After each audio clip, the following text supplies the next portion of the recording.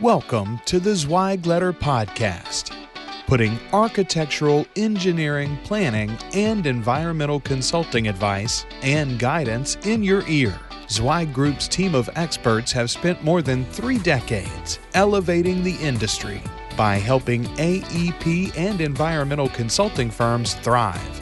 And these podcasts deliver invaluable management, industry, client, marketing, and HR advice directly to you, free of charge. The Zweig Letter Podcasts, elevating the design industry one episode at a time. Welcome back to the Zweig Letter Podcast, where we explore the latest insights, strategies, and challenges shaping the AEC industry. I'm your host, Randy Wilburn, and today I have the honor of sitting down with a true icon in the design industry space. His name is Mark Zweig. Mark has spent an incredible 46 years in the AEC industry. He founded Zweig Group and continues to share his wisdom through the Zweig Letter. He has seen it all, literally, from industry booms to economic downturns, and has built a reputation for cutting through the noise with practical, no-nonsense advice. In today's episode, we're talking about leadership in uncertain times, why optimism is a game changer, and why now, more than ever, is the time for AEC firm leaders to break the rules and rethink how they do business. If you've ever felt like your firm is stuck, if you're looking for ways to lead with confidence, or if you just need that extra push to try something bold, this episode is for you. Let's jump into the conversation with Mark Zweig. Well, after all that, I'm just grateful I didn't spit my water all over my computer. Right, exactly. Here. We wouldn't even be able to have this conversation then. No, man, please. Are you kidding me? Like I said, we could talk about this till the cows come home. I mean, Mark, you are now a professional podcaster. You have your own show and you do a number of things. And of course, for the audience, for the uninitiated, Mark is the reason why I even had an opportunity in the design industry. And in 1997, you invited me to join what was at the time Zweig White and Associates. And I made my way to a little hamlet in Massachusetts called Natick, Massachusetts, and even convinced me to move there with $1,000 bonus. I don't know if you remember. That's right. I remember that. Yeah, but you used to have the bonus to get people to move to Natick. You were living in that old mill that was converted into apartments or condos there. Yeah, right on North Main, right down the street from Carothers. Yep, that's right. Lou. So, yes. What do you want, Mikey? No. Oh man, Randy. that's hilarious. He's always so loud. Oh my gosh. It's so funny. And everybody expects you to have like a thick New England accent, but I just never acquired it. And neither did my wife. And thankfully, my 3 sons don't talk about parking the car. So, you know. Yeah, thankfully, none of us were afflicted with that. Yeah, no, it's all good. It's all good. But no, we had some great times there in Natick. And, you know, I mean, the industry has changed so much over the years. And I would imagine that from your perspective, you've seen a lot of change. And I know you were reflecting on that recently, just thinking about the design industry. But I'm curious to know just, you know, what keeps you excited about it after all these years? Because you haven't hung up your cleats yet.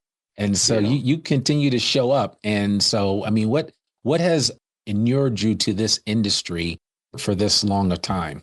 Well, I think there's several things. First off, I always like to reflect on the people that are part of the industry. Or, you know, they're smart and they're creative and they're talented and they're ethical and they're doing something good that the society actually needs. So that's a fine group of people to be friends with and work with. And I think as fine of a group as you'll find anywhere in any business. That's a big part of it for me is just the people. I mean, I still have some folks that I could say I worked with in 1980. I can still pick up the phone and call today. It's amazing, really. So the people is a big part of it. I think the other thing, though, is just the fact that, you know, the industry, if we call it that, which I always did, but some people bristle at that, has finally been discovered. as a business. And it's very exciting to me. I mean, there are some people who are doing unbelievably well in this business, a lot of people. And now that it's been discovered by private equity, the sense of possibilities and wealth creation and entrepreneurship, is has only increased dramatically. So I think that's really exciting too. Because I mean, I like the design business. I like design, but it's not the only business I like. I like business. And I think now, certainly, if you look at the state of affairs 45 plus years ago, we were not as business oriented as we are.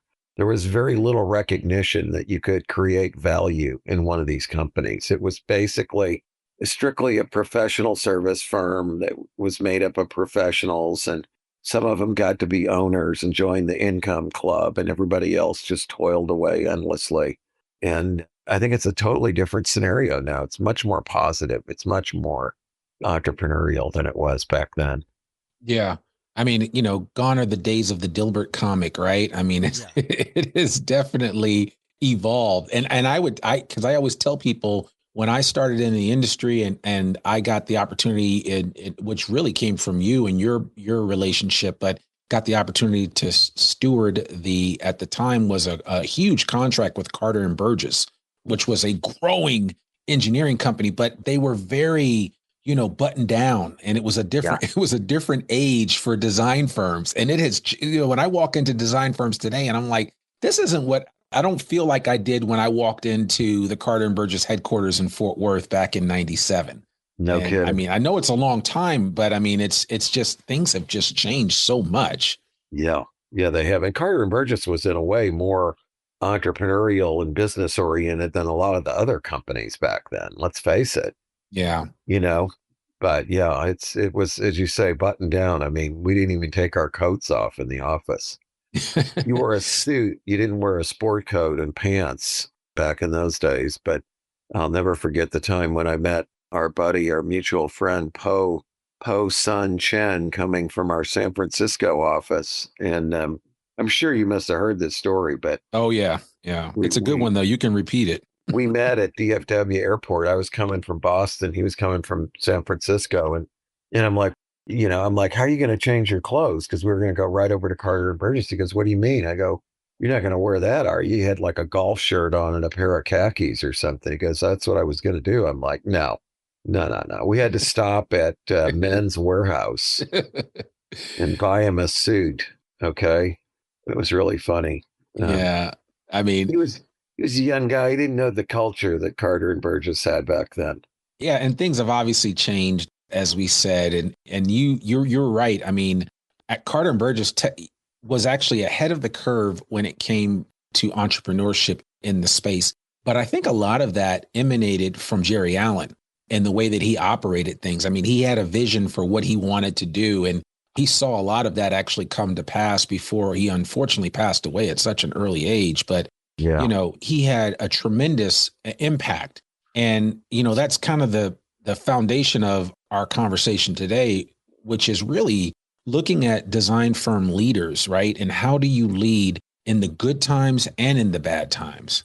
Well, I mean, you're right. He did have a big impact on the firm, but most of the time there is somebody out there, if you're talking about an entrepreneurial firm, who was the one who sort of set the fire in the first place. It starts with one person, and we've known some other Jerry Allen types. Obviously, you and I have over the years. But I think, what most important right now in this environment that we're in is optimism. And it's hard for people to maintain optimism. There's a lot of negative signals out there. And if you really tune into the media, whatever, social media, broadcast media, print media, negative.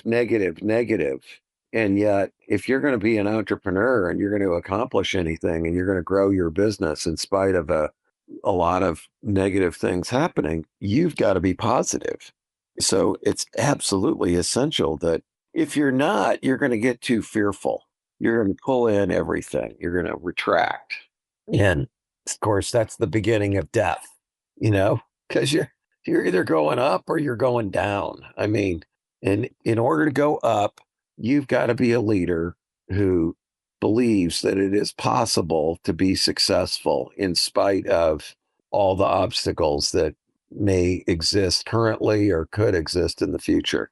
Yeah, I mean, and kind of what I hear you saying is, when you think about the whole concept of how leaders kind of balance realism with positivity, right? I mean, it's like, what's right in front of you, but you also know that you've got to put on a good face because people are always going to be looking at you at the end of the day and to see how you react to things. I mean, it's true. It's more than you do have to put that good face on, but you got to put that face on for yourself. Okay. Not just everybody else. You got to put it on for yourself. And so, I think to maintain an optimistic attitude, you do have to limit your intake of external news because it is generally negative. And that's a problem. I mean, to a certain extent with anything I ever write or say, keep in mind, I'm also talking to myself. It's not like I'm immune to these things or I don't need to hear these things myself. I know from my own experience as somebody who probably does take in too much media that it's not healthy. Okay. And so when I don't, I can recognize the difference in my mental state. So that's one thing. I think there are other things too, though. I mean, you got to hang out with successful people who are still making it happen versus those who are defeated. And we all know the difference. I mean, there are people out there who are our friends who are negative. Yeah. They're retracting. They're not investing. They're pulling their money out of the stock market, or they're selling all their real estate, or they're getting out of their business, whatever. Okay. They're pulling in. They're contracting because they think things are bad. Or you can hang out with the other people that are like, wow, there's a lot of stuff going on out there, but there's still a million opportunities. All these other people who can't see it, who are pulling in, I'm going to go grab some of what they got right now. Okay. Now's my chance to go after what they're letting go of. Yeah. And there are, you talk about like seeing problems as opportunities, and this is the perfect time for design firm leaders to turn some of the challenges that their firm is facing into wins. Because, people always say, if you can succeed in a down market or in just a down time, I'm using air quotes now, you can succeed anytime. And exactly. And there are plenty of opportunities. I'm curious to know if you recollect a time that you've seen a firm that really kind of leaned into the challenges that they were facing and were able to kind of weather the storm and use those challenges as a platform to build on. Yeah. I mean, you said Carter and Burgess right there as an example. Yeah. Buying the distressed companies, which was a big part of the strategy of Jerry Ellen, was a great example of there are other companies out there, they're not growing or they're declining or they've got financial problems or their lines of credit are being called or whatever. Their owners haven't trained any second tier. There's a chance to go buy those businesses and take them over and bring them under your umbrella and give them some new inspiration and give them some better leadership and better systems and better marketing and reinvigorate their people with a new sense of possibility. That's just a great example right there in itself. Well, and I think I would add one ingredient that Jerry brought to the table that I think is certainly worth mentioning is the speed with which he responded to things. And you've always told famous stories about how you would get on the phone with Jerry and tell him about one of these quote unquote distressed or firms that had the potential or were ripe for the picking, if you will. And it wasn't like Jerry to order like 10 reports and pull in a bunch of business folks to look at the data before he made a decision. He was on a plane that afternoon to go meet with the owners, and he would call you back the next day saying, well, we got a deal. Yeah, I know. That's the truth. The guy was decisive and moved quickly. And of course, that takes confidence and faith in your own abilities to make things work. And, not everybody has it. I mean, again, it just goes back to this whole basic tenet of entrepreneurship, and you've got to be optimistic. If you always see everything that can go wrong, you won't do anything. I Yeah. mean, it's just that simple. You will not do anything. You won't act because you'll be thinking of all the negative stuff that could happen. Okay. You So know, it's a big part of it. I wonder if maybe we have too much information at our disposal nowadays, right? Because I mean, Jerry didn't have access to Google and all this other stuff to parse this data and to think about things. I mean, it was more instinctual. It was more Yes. maybe a best practice as it was at that time. But it almost feels like, and I know I feel this way. I don't know how you feel, but sometimes you feel inundated by almost too much information Oh, yeah. before when you're faced with making a decision. I think it's a real problem. And I think analytical people can feel like, well, they're somehow failing if they don't consider every source of information or seek out every source of possible information that's available. But it ignores the time factor, and opportunity is partly defined by how quickly you respond, and timing. Timing is Yeah. a big part of any opportunity. And if you always need more information to make a decision, you can miss things. You can miss out. Okay. Somebody else is going to act faster than you. Yeah. So, Yeah. I mean, it's just like buying real estate. I mean, I think back on all the properties that we used to buy during the real estate recession. I mean, nobody wanted them. Okay. Why didn't they want them? Because they were scared. Yeah. They Yeah. thought, gee, I may not be able to sell this. Or what if the economy gets even worse? Or what if this costs more to fix up than I thought it would? They'll think of all the reasons why they shouldn't do it. But if you're out there and you're decisive and you're optimistic and you have faith in your own abilities to overcome anything, then you act Yeah. and you create opportunities in the process. Everybody else is like, wow, look at that guy. He's so lucky. Can you believe it? How lucky he is? Yeah. Luck has really nothing to do with it. Sometimes we are just in the right place at the right time. And, and I'm reminded, even as you use the illustration of real estate, and where we live in Northwest Arkansas is the market is it's still strong. Houses are still relatively more expensive than they were just a few years ago. And I was actually just talking with a friend recently, and, he said, there's always somebody looking for a situation, and there's always a seller looking to sell outside of what we would consider the norm. And I think that's a good example for design firm leaders to recognize that sometimes in the way that you typically do business, some people may not necessarily be expecting you to do business that way, and that there will be opportunities for you to try different things and maybe even help clients out that didn't really know they needed help in the first place. Sure. And I'm speaking specifically of, like, for a real estate investor, most real estate investors go out and, they knock on doors or send mailers, or, they get real low tech and they keep reaching people. And my friend just told me the other day, he had an owner just reach out to him. And when he asked the owner, why did you call me? He said, well, you've been sending me these postcards for the last 6 months. So I figured you were the person to talk to. Nobody else was. And they ended up doing a deal, and I think they flipped their property in 14 days. But in the same way, there's opportunities like that in the design industry space to work with clients that you never thought you could potentially work with. Yeah. I mean, again, I think most things, it just comes down to doing the work. You described your friend and just how long and how he's been plugging away and all the methods that he uses to reach out to people and consistently just hammers. Well, eventually it bears fruit. It's the same thing out there in the design business if you want to work with a client.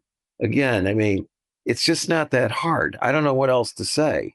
Do you have an email list? Do you use it? What do you send people? Do you try to sell them stuff all the time, or do you send them information that's useful? Yeah. Do you just try to go see them? Do you set up lunches and breakfasts and dinners when you're nearby, or when you're going to be in that city, or when you have the time? Do you hook up with them on LinkedIn and make sure they see all your stuff, and Facebook? And do you call them up, and once you have any kind of relationship at all, just to check on them as humans and not try to sell them anything? I mean, there's just like a million things that you can do, that if you do all those activities consistently, then you're going to break through. It's just that simple. The odds are in your favor.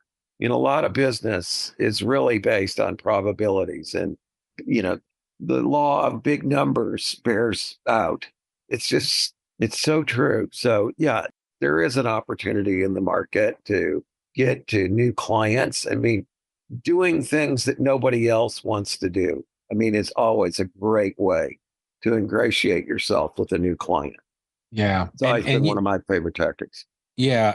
And speaking of which, I've been listening, how meta of me, but I've been listening to some other podcasts. And one podcast that I listen to quite a bit is one called Founders, where the guy goes and reads the biographies of great people. So think Andrew Carnegie, Sam Walton, Bill Gates, you name it, every major leader. And then he goes back, he's read biographies on the Rothschilds and JP Morgan, and the list goes on and on and on. The reason why I'm bringing it up is that one of the through lines that you see in all of these great leaders and great, titans of industry was the dogged determination to just do a couple of things really well and get out there and beat the bushes as often as possible. And so this guy's podcast encouraged me to read the biography, the early biography. There have been a few others, but one on Bill Gates called Hard Drive.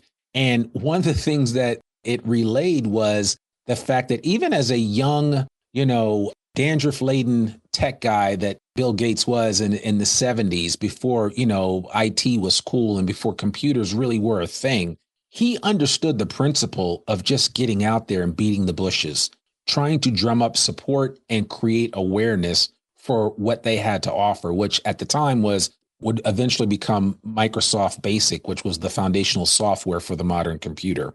And, he essentially almost willed this into existence. And but what he did wasn't rocket science. It's been an age-old, tried and true method of just getting out there and connecting with people. And we talk about it now like brute force. You just have to push yourself out there and make enough calls. And some people say, oh, you don't need to do that anymore. But those things work.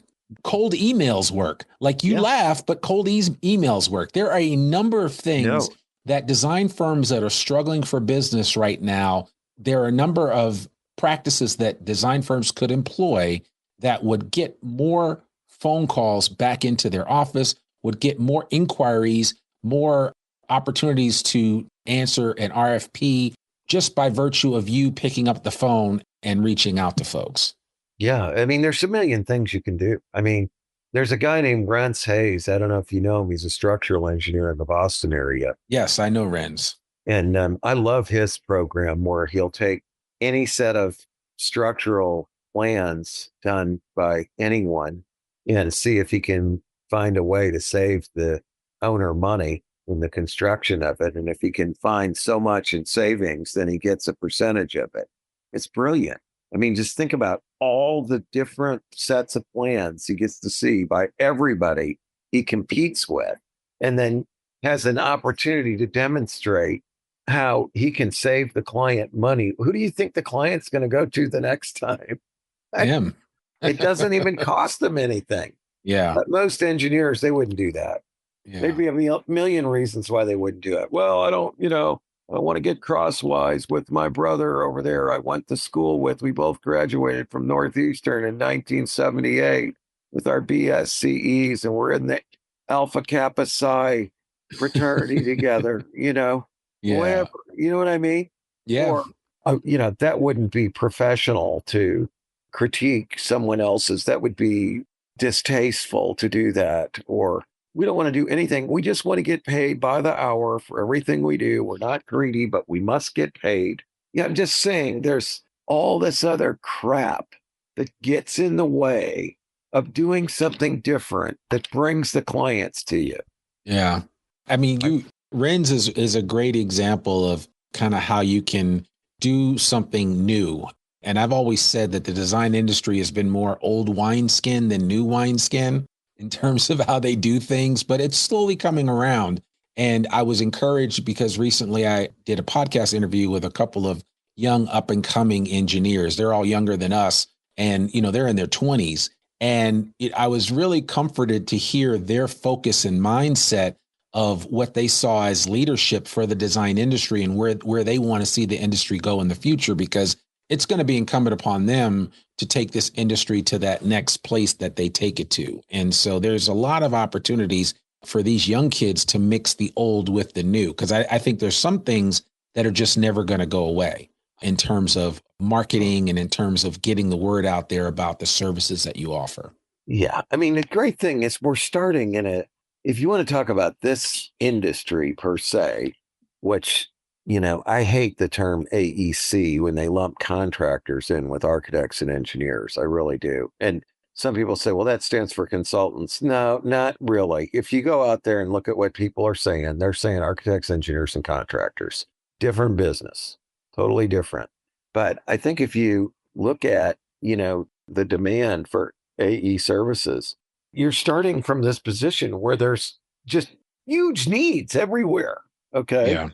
It's not like, people need to be talked into using the services of these companies. There's just the demand far exceeds the supply. Yeah. For as far out into the future as we can see. That's a great place to start from, rather than being in some kind of an industry where you've got to go out there and basically gin up demand for what it is you're selling because the marketplace doesn't even know they need it or want it. Right. I mean, think about that. Yeah. Yeah. You start from this fundamental position of lots and lots of needs.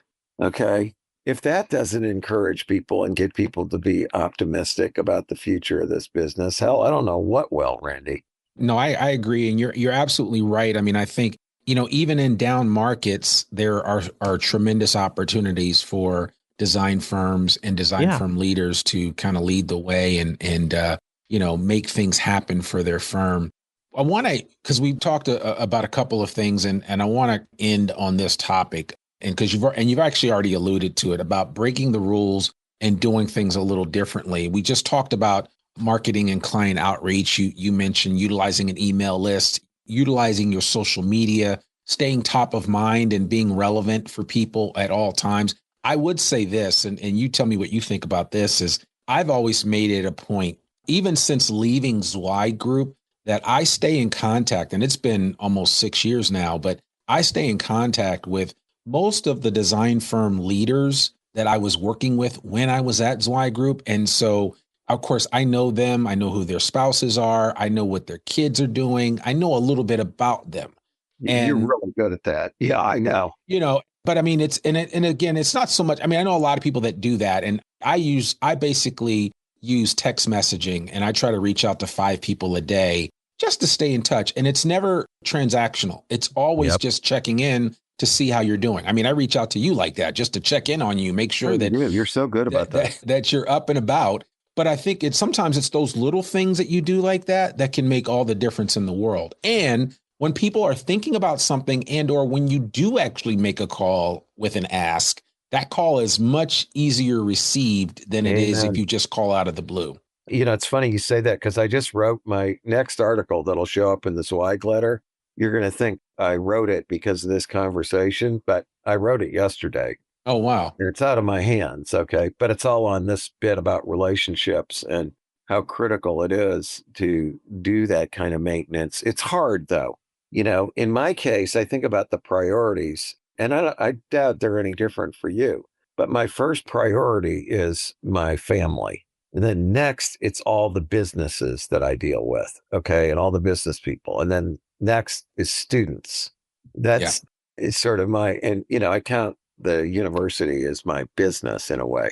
So that's my priority. Then there's a whole lot of other people that fall out there, right?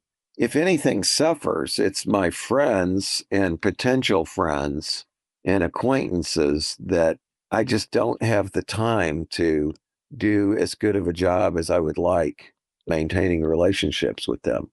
And I think, you said it. I mean, the fact that you have this program where it's like 5 people a day I'm going to reach out to, I think that's great. I could say, well, I'm going to spend 20 minutes every day doing that, making calls or emails or texts to people. It's just 20 minutes a day. It's going to be at the same time. It's going to be scheduled. I'm just going to always do it. Yeah, it's on my calendar. It's on my Google Calendar at 9 a.m. And I typically send out those text messages, and it takes me all of 5 minutes. Because again, it's just, hey, just checking in. Hope you're doing well. Boom. And that's that. And of course, if conversations continue beyond just the normal pleasantries and just the check in to make sure everybody's okay, then you can have that. But sometimes it's just, you just want to maintain connection with other people, so I think that's important. There are a couple of other things I do want to mention that you've talked about quite a bit in terms of like when it comes to like breaking the rules and doing things differently. Again, marketing and client outreach. You also talk about firm ownership, underscoring the issue of how you deal with traditional ownership models that don't quite work anymore. Yeah. Well, the old models were that there's going to be so many employees for every partner, or, we're going to maintain a real small group of owners and we're going to bonus out the money so the next group can buy in. There's these certain things that we tended to do over time for many, many years in this business.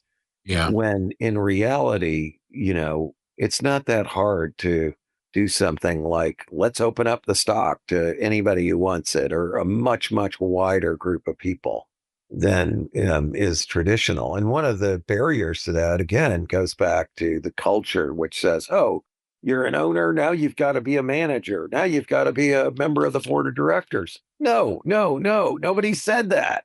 But there's nothing wrong with being an owner and having a chance to build up a little net worth, build something other than value in your house. Maybe you can't even afford a house today.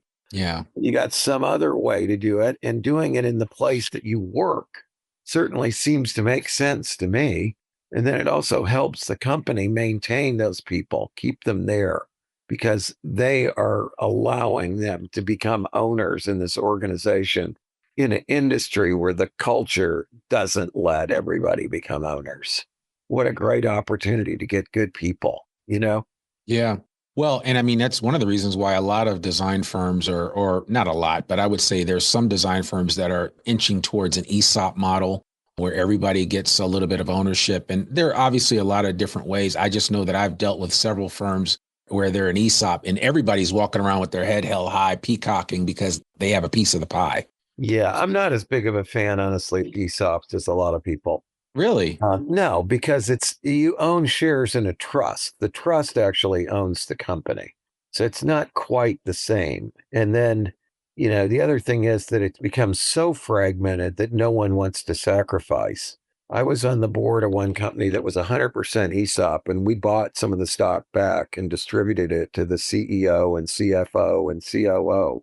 So they had enough ownership stake to make it worth their while. Yeah. Sacrifice to grow the company. Otherwise, it just can degenerate into, I just want to get as much money out of it as I can right now because my ownership is never really going to be worth anything. Yeah. It's such a fragmental, a small fragment. Well, but there are ESOP, there are ESOP zealots out there that think it's like a religion to them. And there is some evidence that financially, from a profitability standpoint, ESOP firms do perform slightly better than non-ESOP firms. Interesting. So there are benefits to it, but to me, it's not the same as selling stock and holding that piece of paper in your hand. That's your stock certificate. And you are now a quote, real owner in the business. And the other thing, I mean, you've seen this too, where like companies like, yeah, we're going to sell stock to those associates out there or whatever, but they're not going to have voting rights. Like, why? So let's continue to make them second-class citizens. What is that about? Here's some B shares of stock. Yeah. So, let's make them second-class citizens because we're afraid that this 5 or 8 or 10% of the company is going to like overthrow the other 95 or 90% of the company. I mean, it's ridiculous. Yeah. But, they're fearful and, any kind of change is risky. Yeah. Well, and the other one along those same lines is just the whole open book management, right? When you think about financial transparency, I remember you were at the forefront of this charge because that was new to me because I had worked at another company before I worked at Zweig, but that company didn't share any numbers. I didn't know anything that was going on, but I became acutely aware of where we stood on a daily basis at Zweig, so much so that it actually was motivation for me to be like, oh, well, hey, we're we're having some challenges here. Let's work through this. And Well, there was never a time when I was mystified about where the company was and what we were trying to accomplish. that's the goal, and to educate everybody in the business and Yeah. build trust too, because you know that it's all right there. There's nothing that's being hidden. And I think open book is such a great tool. It amazes me how many firms won't do it still. I mean, they got every reason in the world. The employees won't understand it. You know, they're going to be afraid. They're all going to see how much money I make, and they're all going to expect me to make more. Or they'll say, you know, as soon as they find out what other people make, no, we never said we're going to share all the salaries, dude.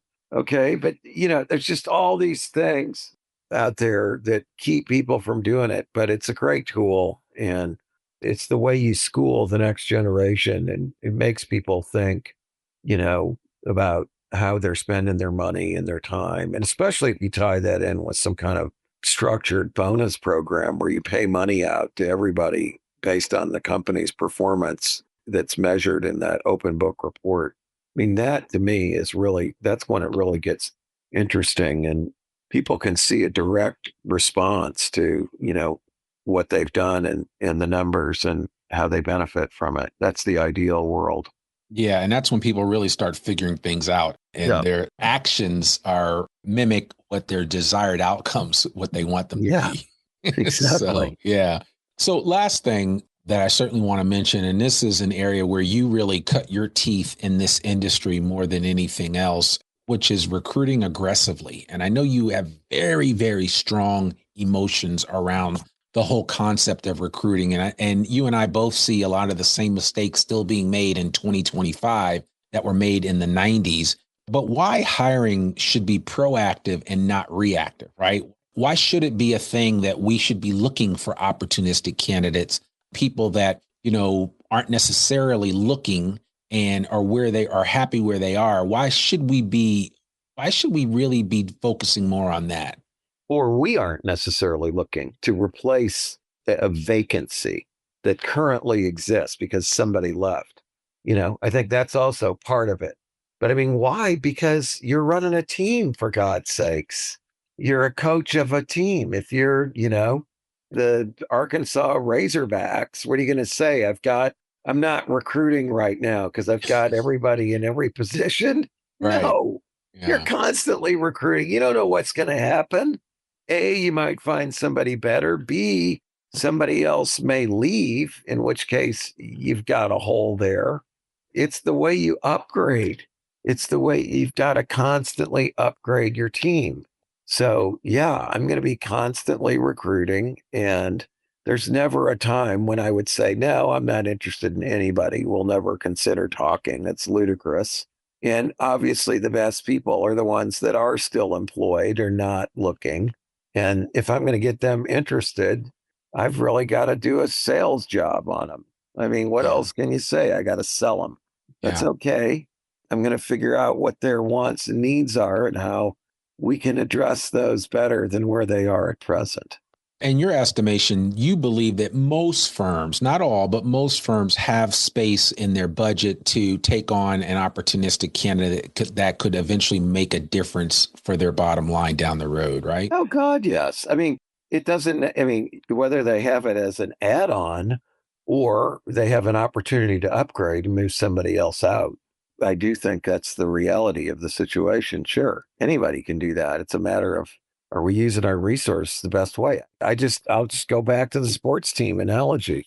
Yeah. You know, I've got to constantly be trying to build my team and have a better team. And people get tired. People get sick. People think that the grass is greener somewhere else. People get a bad attitude. People have personal problems that get in the way. Yeah. People have physical problems that make them not perform as well. All that's just the reality of life. But we've got to constantly be building and improving and finding people who work well together and are good performers in and of themselves.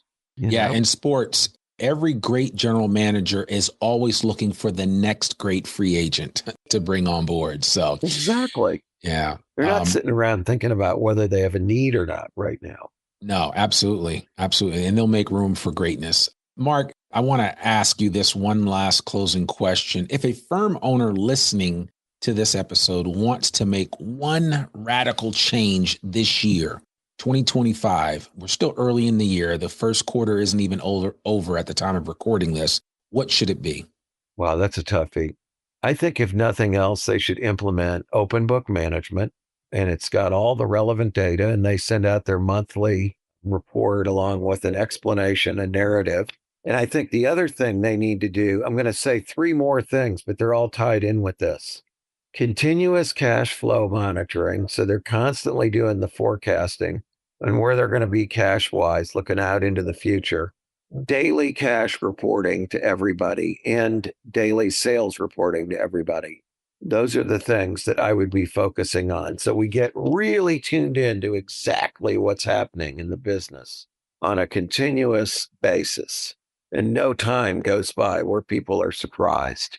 All right. So open book management, continuous cash flow monitoring, and daily cash flow monitoring is the name of cash the flow game. forecast. Okay. I said monitoring, but really it's forecasting. Forecasting. Okay. I got you. Yeah. And daily cash reporting and daily sales reporting. And daily sales. Yeah. It all helps. That's what I do. Okay. I'd get the gauges on the machine so we know what the heck's really going on. And it's really not that hard to monitor. Once you set it up, and I know it's just, a lot of times it's just plugging the numbers, but there's nowhere to hide if you do that. I think everything is out in the open. And at that point, you start to see where your warts are if you have any. Yeah, exactly. Yeah. And you really get tuned into the situation. I say this, I was surprised. I work with a company and they've got some financial issues where their bank is telling them to go find a new bank. Okay.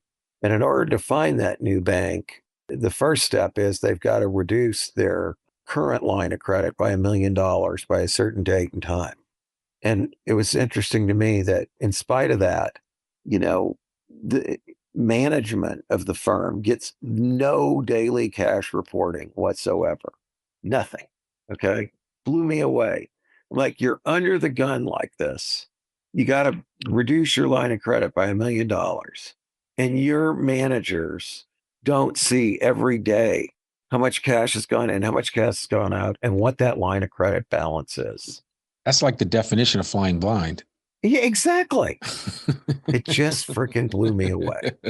Okay. Oh man. It just absolutely blew me away. Well, that's what that's called. That's called business security for firms like Zweig Group and others that consult these firms, because hopefully at some point in time, somebody in control has here's a voice of reason that helps them to right the wrongs that they have implemented. So, Yeah, that's not, as we've said many times, probably on this podcast before, it's like shooting fish in a barrel, finding improvements. It is indeed. Yeah. In this business and in these firms. So, man, that's great. Well, listen, Mark, thank you so much for joining us as always. Your insights are extremely valuable. We really appreciate you. And I want to remind our listeners that they can always catch your articles every Monday in the Zweig Letter newsletter, which is one of the longest running newsletters in the design industry. And I always say that even if it isn't, because it seems like it is. So, I might as well say that 1992 to today. So it's been running for a long time. So thank you so much, Mark. We really appreciate you, man. Thanks, Randy. It's always good to hang out with you. I appreciate you, my friend. Absolutely. Absolutely. Well, folks, that's another episode of the Zweig Letter Podcast. To learn more about one of the oldest newsletters in the design industry, visit zweiggroup.com. You can read articles online, listen to this podcast, and sign up for a free subscription to the newsletter and have it delivered right into your email inbox every Monday morning. Sign up today. For more information about Zweig Group's advisory services or any Zweig Group publications, visit zweiggroup.com. You can subscribe to the Zweig Letter Podcast wherever you listen to it, and please consider rating and reviewing us on Apple Podcasts. I'm your host, Randy Wilburn, and we'll see you back here soon. Peace. Thanks for tuning in to the Zweig Letter Podcast. We hope that you can be part of elevating the industry and that you can apply our advice and information to your daily professional life. For a free digital subscription to the Zweig Letter, please visit thezweigletter.com/subscribe to gain more wisdom and inspiration, in addition to information about leadership, finance, HR, and marketing your firm. Subscribe today.